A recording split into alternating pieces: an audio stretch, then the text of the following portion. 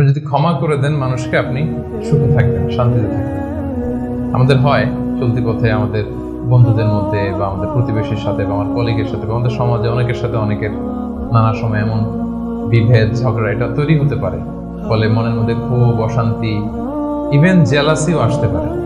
কিন্তু এটা যদি আপনি কারোর প্রতি যদি রাগ, ক্ষোভ এটা পুষে রাখেন, ইট বার্নস ইউর সেলফ ইনসাইড, এটা ভিতরে আপনারা জ্বালাবে। যারে হিংসা করতেছেন, যার ব্যাপারে ক্ষোভ রাখতেছেন, এর কোনো ক্ষতি হয় না। ক্ষতি হয় যে এই ক্ষোভটা লালন করে, এই রাগটা যে ছেড়ে ফেলতে পারে না হৃদয় থেকে, যে মন থেকে মানুষকে ক্ষমা করতে পারে না, সে কষ্ট পায়, অশান্তি নেমে আসে, দুঃখ নেমে আসে। আর যে সিম্পলি ক্ষমা করে দেয় সবাইকে, সে মানে সুখী একটা জীবনযাপন করতে পারে। এবং এটা জরিপেও, গবেষণাতেও দেখা গিয়েছে যে যে অন্যকে সহজে ক্ষমা করে দেয় সে হ্যাপি লাইফ লিড করে। তাহলে 2 নাম্বার কি? ফরগিভনেস, ক্ষমা করে দেয়।